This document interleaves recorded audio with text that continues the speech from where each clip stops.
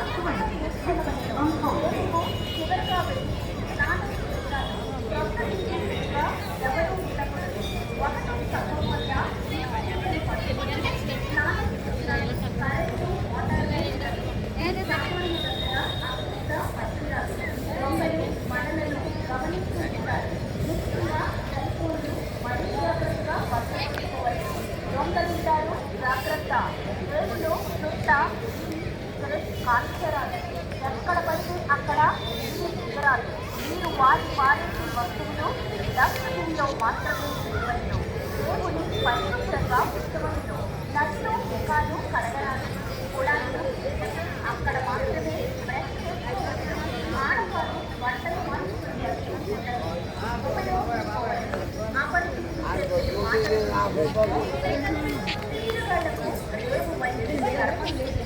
రేవులో కాఫీలు అమ్మరాలు.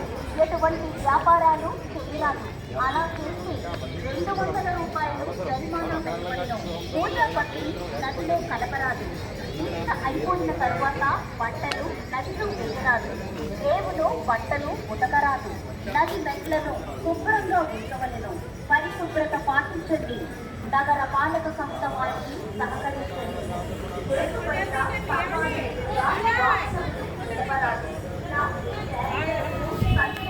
ఉపయోగించరాదు. నిషేధించడమైనది. ఇంటి వద్ద నుంచి గుడ్డ సంచులు తెచ్చుకోవలను. వాతావరణం కలుషితం చేయరాదు. నదిలో ప్రయాణం చేసేటప్పుడు లైఫ్ జాకెట్లు తప్పక ఉపయోగించవలను. కుక్కలకు గాని మరి ఇతర జంతువులకు గాని రేవులో స్నానం చేయించరాదు. 2 ముక్కలతో నదిలో స్నానం చేయరాదు. చిన్న గాయాలకు ఆఫీస్లో ఫస్ట్ ఎయిడ్ బాక్స్ ఉన్నది, ఉపయోగించుకొనవలను.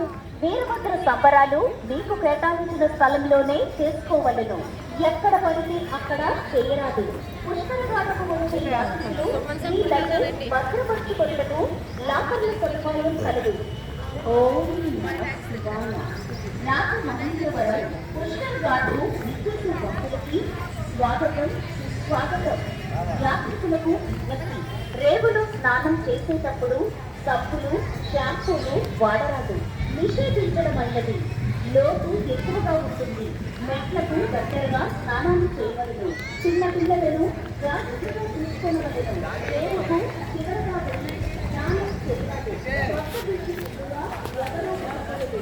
ఒకటి చప్పం వద్ద ఇంకో బిడ్డలు పట్టుకొని స్నానం చేయరాదు.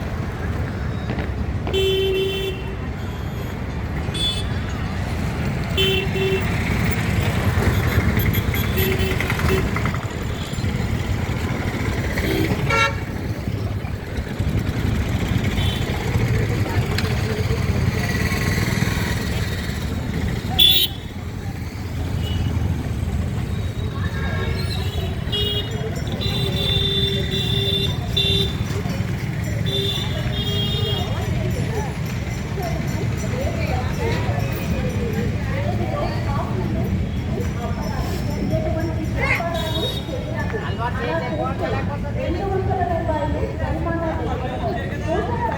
నదిలో కలపాలి. దీక్ష అయిపోయిన తర్వాత బట్టలు నదిలో వేయరాదు. రేవులో బట్టలు ఉతకరాదు. నది మెట్లను శుభ్రంగా ఉంచవలను. పరిశుభ్రత పాటించండి.